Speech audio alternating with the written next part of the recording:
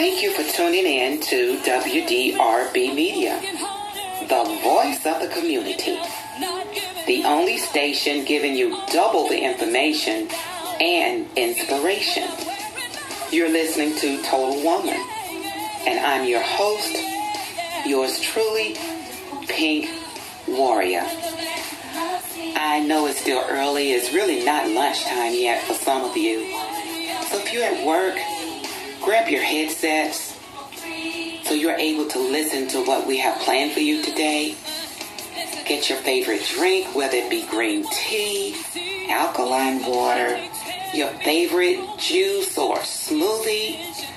Sit back and relax and enjoy what we have for you today. Hello, my name is Kristie Williams, and I am co-hosting the Total Woman show today. I'm so glad that the Pink Warrior is allowing me to sit in and to come share my experience, strength, and hope with her audience. This month at on the Total Woman show, we are recognizing two very important causes for the month of October. Of course, it is Pink, so Breast Cancer Awareness Month is this month, and we hope that you support your local charities and organizations that support that campaign. And there is also another campaign that does not get as much recognition, but definitely deserves our attention, and that is Domestic Violence Awareness Month is this month. And the color for that is purple, and if you would like to show your support to local organizations, there are several here in the city. A little bit about myself, as I stated, my name is Kristie Williams, and I am a native Charlottean, and I am a survivor of domestic violence. I was in an abusive relationship with a man that I dated in my early 20s for about 8 years. And during those 8 years, I was seriously injured by him. Anything that you can think of that a person could do to you that would harm you was done, not just physically, emotionally, mentally, spiritually. He verbally abused. And his abuse didn't just start, day one. I oftentimes get asked by people, well, why did you stay so long? And the reason that I stayed was because quite honestly, I was afraid. He began his coercive control very early in the relationship. Little things such as, are you sure you're going to wear your hair like that? I really don't like it curly. I would rather you wear it straight. And me being the young girl that I was in my early 20s, I thought, oh my gosh, let me go get a flat iron and straighten my hair. And I did that. And when he would say things like, you sure you're going to wear that? I would rush to go change my clothes. I would do anything that he said I thought would make him happy. And in doing so, I gave up my power. And once I had given up my power and he knew that I was beginning to be disempowered, that's when the threats and the intimidation began. And then when that no longer worked, he had to use more forcive ways of getting my compliance and gaining my compliance. And after a while, I was being beat on a regular basis. He burned down an apartment that I lived in. I was evicted from several places, 6 or 7 evictions, having to start all over again. He would kick in my door if I would break up with him. He would threaten to kill my family if I left him. And so that's some of the reasons as to why I stayed. And over the years, I just got used to it. It became a normal way of life for me. I knew that he would be abusive, so I began to make changes to how I behaved in order to accommodate his abuse rather than fight back. Because fighting back would mean that I probably wouldn't be sitting here talking to you today. I knew that if I called 911, that was a problem. I knew if I told anyone, then I was involving them in my problem. And he would use that person against me. And so the reason that I'm telling you all of this today is to not make you feel sorry for me, but for you to recognize the signs. Today, I live a good life. I work as an advocate in the community, working with men who are abusers, helping them to make better choices. They've been sentenced by the court of assault on a female. They were convicted and then sentenced to a batterer intervention program. And in that program, we work to change the way that they think. Because unlike what society tells us, domestic violence is not a woman's issue. It is an issue that men have, and we need to hold them accountable. If we don't hold them accountable, more women die. And not just more women die, more children die. And not just more children die, everybody dies. Because violence in the home is a direct correlation for violence in the street. And if we're concerned about the murders that Charlotte is experiencing of the young people, we have to be concerned with what is going on in their homes, the violence that they are witnessing in their homes. That is why children walk around angry at school, unable to connect to others because they are being traumatized in their homes. And so for me, getting the information out is super important. So I want to talk to you about some tips and just some general myths that we're going to dispel today. Number one, domestic violence is not a mental illness. It is a choice that millions of men make every 9 seconds in this country. They choose to abuse and to physically harm rather than speak and talk about how they feel and their conflicts that they're experiencing in their life. They do that because they have been socialized by our media and society to believe that women are second-class citizens. And unless we attack those core beliefs that women are second-class citizens and children are third-class citizens, then things will never change. Women and children will never be safe at the hands of men. And as I stated before, it is not a woman's issue. It is a man's issue. They have to change how they think and how they act. It is not the woman's fault for her abuse that she is experiencing. It's not. It is not. And we have to stop victim blaming in order for things to change. You would never say to someone who has breast cancer, well, how'd you get that cancer? You would never say that. You would never say that. You would support them. You would walk for them. You would stand with them. And your support does not mean that you judge them. It means that you help them figure out what it is that they need to do. Because leaving your abuser is oftentimes a prescription for death.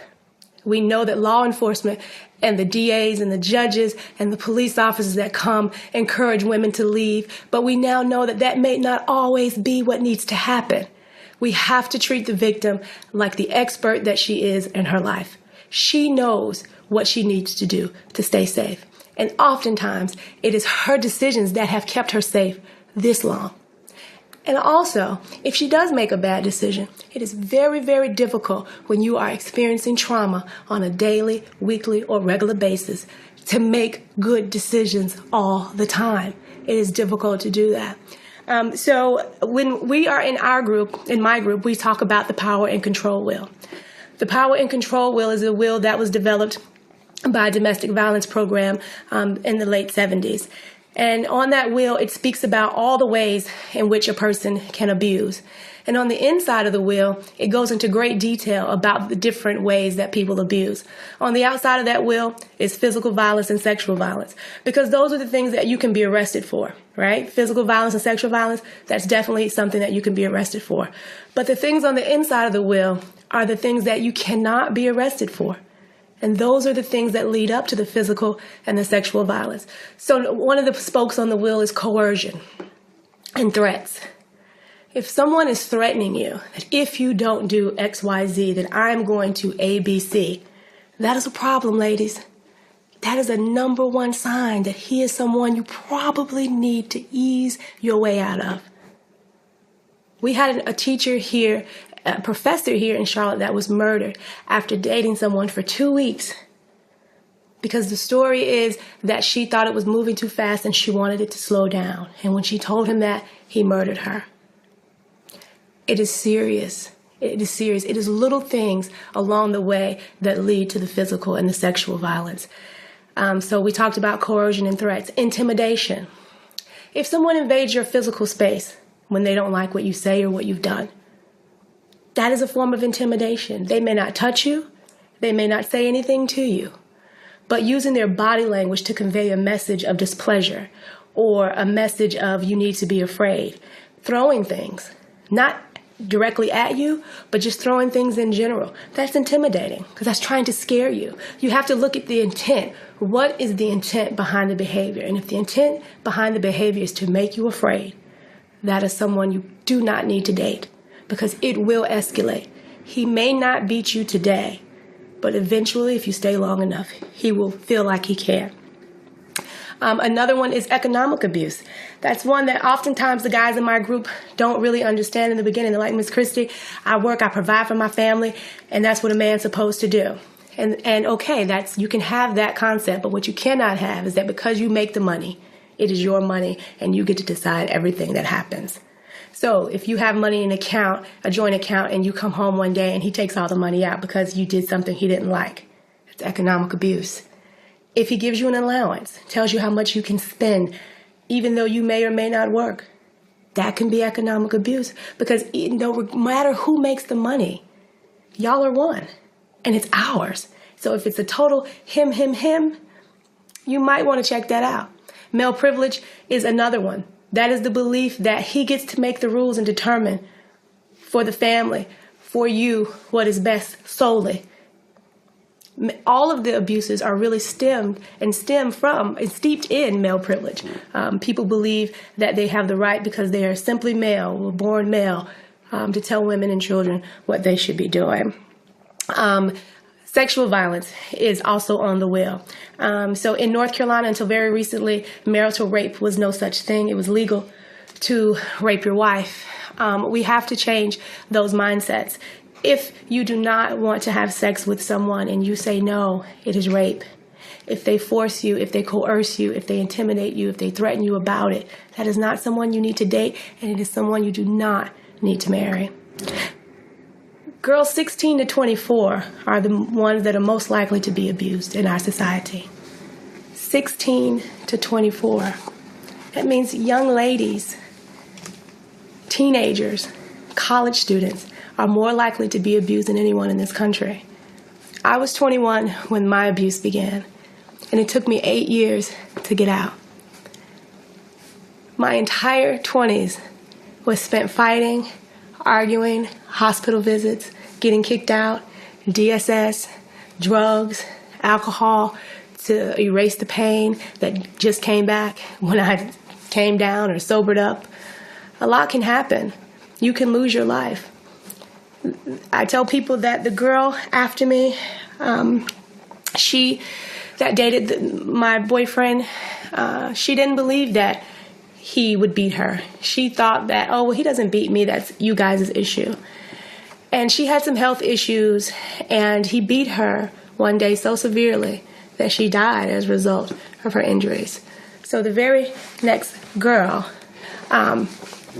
after me was murdered. And so I carry her and all the victims around with me as I'm going around speaking.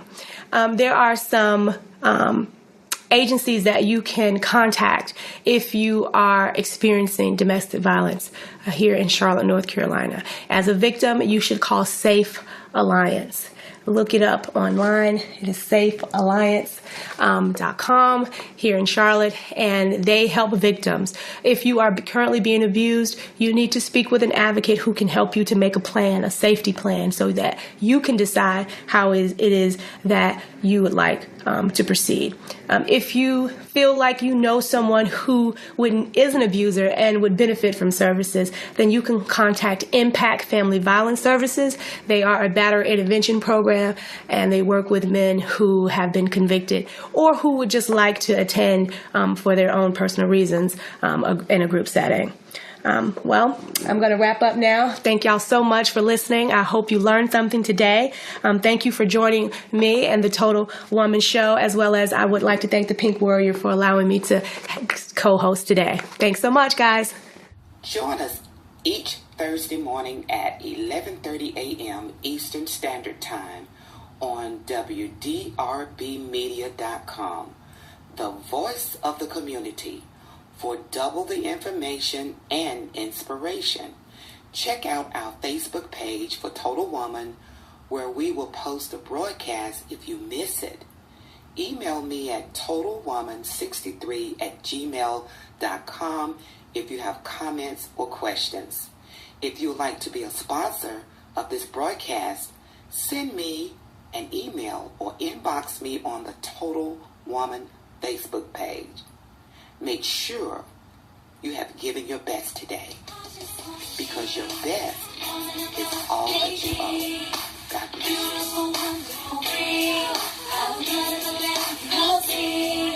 you. she made me. Beautiful, wonderful, free. Love, love me.